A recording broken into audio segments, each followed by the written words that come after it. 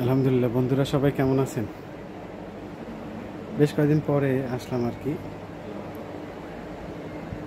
একটা বিষয় আলাপ করব, সেটা হলো যে আমরা বাংলাদেশে যারা ফেসবুক ইউজ করে থাকি এবং এখানে যারা প্রফেশনাল ড্যাশবোর্ড চালু করে আমরা কাজ করছি, তারা মূলত আসলে কতটুকু এ বিষয়ে জানি। আমরা কিন্তু কমনলি যেটা হয়, দেখাদেখি কাজ করছি, দেখাদেখি শিখি। অমুকজন ভাইরাল করছে, অমুকজন এই করছে, অমুকের ভিডিও এই হয়েছে সেই হয়েছে। আমরা এই যে এরকম চিন্তা ভাবনা করে দেখছি যে আলহামদুলিল্লাহ তারা তো ভালো ইনকাম করে, আমরাও তাহলে ইনকাম করব।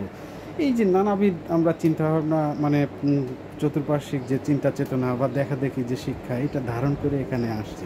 কিন্তু ফেসবুক আসলে আমাকে আপনাকে এখানে কি স্বীকৃতি দিয়েছে বলেন তো? ফেসবুক আমাকে আপনাকে স্বীকৃতি দিয়েছে হলো যে আমরা ক্রিয়েটর। আমরা ক্রিয়েটর বলতে আমি ক্রিয়েটর। এখানে কিন্তু আমরা মানে সবাই একসাথে নয়। আমরা প্রত্যেকজনই আলাদা আলাদাভাবে ফেসবুক আমাকে এবং আপনাকে, স্রেফ আমাকে আপনাকে ক্রিয়েটর হিসেবে স্বীকৃতি দিয়েছে। বাট আমরা কিন্তু নিজেকে ক্রিয়েটর হিসেবে তৈরি করতে পারি নাই। আমরা চিন্তা করেছি কি, বাংলাদেশি মানুষগুলোর মধ্যে আমরা একটা ট্রেন্ডিং ছড়িয়ে দিয়েছি, আমাদের ভাইরাল হতে হবে, আমাদের ভিডিও রেগুলার পাবলিশ করতে হবে, হ্যাঁ ভিডিও করে এই করতে হবে সেই করতে হবে। এই যে ফেসবুক যে আমাকে কিভাবে কাজ করতে বলেছে, আমরা তার মধ্যে নাই। সেই শিক্ষাটা আসলে কে আমাদের দিবে? না, আমাদেরকে শেখানোর মতো কেউ নাই তো। বিষয়টা হলো যে ফেসবুক আমাকে যখনই ক্রিয়েটর দিয়েছেন, ক্রিয়েটর ব্যাচ দিচ্ছেন বা স্বীকৃতি দিচ্ছেন, অর্থাৎ আমাকে প্রফেশনালি কাজ করতে বলছেন, তাহলে প্রফেশনালি যে একজন ওয়ার্কার যেখানেই হোক, ধরেন আমরা পেশাজীবী হিসেবে যেখানে কাজ করি সেখানে কি থাকে? সেখানে নির্দিষ্ট কর্মঘণ্টা থাকে, সেখানে শিডিউলিং থাকে, সেখানে কি থাকতে আচরণ এটিকেটের বিষয় থাকতে পারে, তারপরে সেখানে আপনার উপস্থিতি, আপনার অ্যাক্টিভিটি, বিভিন্ন কিছু সেখানে মেনটেন করতে হয় এবং তারপরে কিন্তু আপনি একটা স্যালারি প্রত্যাশা করেন। তো বিষয়টা হলো যে আমরা ফেসবুকে যখন ক্রিয়েটর আমাদেরকে একটা পেশা হিসেবে দেওয়া হচ্ছে, সেখানে কিন্তু আমরা সেই শিডিউলিং আমরা পারছি না। শিডিউলিং বলতে আমরা এলোমেলো কাজ করছি, আমাদের মনে হচ্ছে এই কাজ করলে পরে আমরা ভাইরাল হয়ে যাব, আমরা দ্রুত শর্টকাট চিন্তা করে যাচ্ছি। শর্টকাট, হ্যাঁ শর্টকাট হতে পারে, শর্টকাট হলে আসলে লাভ যেমন আছে ক্ষতিটাও তেমন আছে। আমি শর্টকাটে অনেক কিছু অ্যাচিভ করতে পারি, তার মানে আমি বৃহত্তর কিছু জানার অধিকারী কিন্তু হইনি বা জানতে পারি নাই।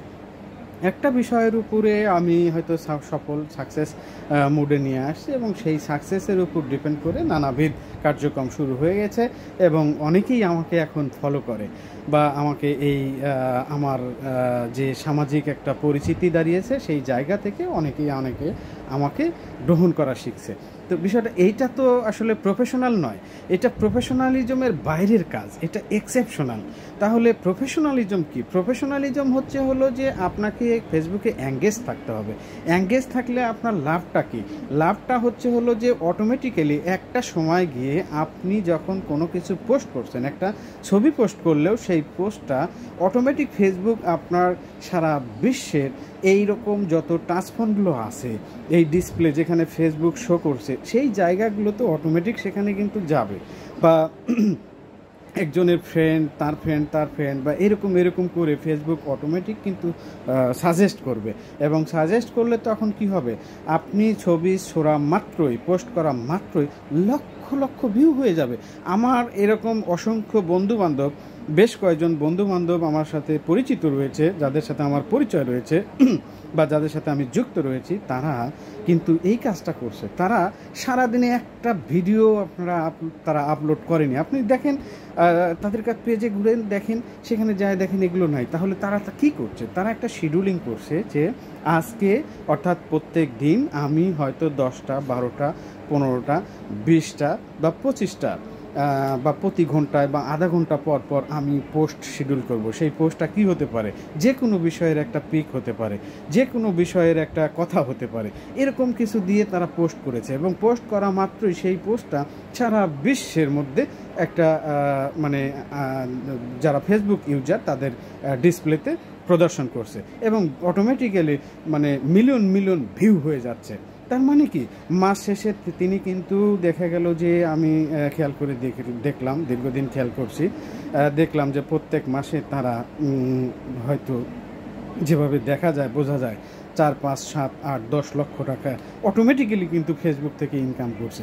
তার মানে কি, তারা পেশাজীবী, তারা ফেসবুক কমিউনিটি গাইডলাইন ফলো করে এবং ফেসবুক আসলে তাকে ক্রিয়েটর হিসেবে স্বীকৃতি দিয়েছে। সেই ক্রিয়েটর হিসেবে তার যে অ্যাক্টিভিটি, সেই কাজটা সে ভালোভাবে বুঝেছে এবং সেখানে রেগুলারলি প্রাথমিক থেকে ধীরে ধীরে পর্যায়ক্রমে এই কাজটা করে আসছে এবং করে আসার ফলে অটোমেটিক্যালি তার এই ফেসবুক পেজটা এনরিচ হয়েছে এবং এখন সেখান থেকে প্রফিট আসছে। তার মানে কি, আমরা কি শিখছি? আমরা শিখছি হলো যে ধরিমারি খাই, একবারে মনে করেন যে ধৈরেই জবা করে মনে করেন যে খায়া শেষ করে আলা দিচ্ছে। আমরা চিন্তা করতেছি যে আজকে যে করেই হোক একটা ভিডিও আমার ভাইরাল হতেই হবে। সেই ভিডিওটা ভাইরাল করতে হলে সেখানে আমার না আছে নৈতিকতা, না আছে আদর্শ, না নীতি, মানে কোনো কিছুই নেই। আমার যদি মনে হয় যে এখন উল্টাবাজি ডিগবাজি দিয়ে আমার সেই ভিডিওটা করা দরকার, আমি কাপড় চুপড় পোশাক আশাক যা আছে কি নাই সেটা দেখার বিষয় নাই, আমার একটা ভিডিও থাকতে হবে এবং সেই ভিডিওটা পাবলিকের মধ্যে অনেক কিছু হতে হবে। এই যে এই টেন্ডেন্সির ভিতরে আমরা নিজেদেরকে কি করে ফেলেছি, আমরা নিজেদেরকে আসলে সেরকম একটা পর্যায় করেছি যেখানে ধরেন ওই একটা কথা আছে, সেটা হচ্ছে হলো যে ওই ধরেন বাংলাদেশে 18 বছরের নিচে আসলে মেয়েদেরকে কিন্তু বিয়ে দেওয়া যায় না, বিয়ে দেওয়া উচিত নয়। এটা প্রাপ্তবয়স্ক যে একটা আইন আছে সেই জায়গায় কিন্তু মানে বাল্যবিবাহ আইনের ভিতরে পড়ে। তাহলে এই বাল্যবিবাহ কি বাংলাদেশে হচ্ছে না? হচ্ছে, প্রচুর হচ্ছে। লাভটা কি হচ্ছে? হ্যাঁ, ভালো লাভও হচ্ছে বা প্রফিটও আসছে বা ইয়াও হচ্ছে। দিন শেষে আর কি, বাল্যবিবাহ খেতাব এবং পাশাপাশি মনে করেন যে ওই যে মানে উপযুক্ত হওয়ার আগেই আমরা পেকে যাচ্ছি, এরকম আর কি বিষয় হয়ে গেছে।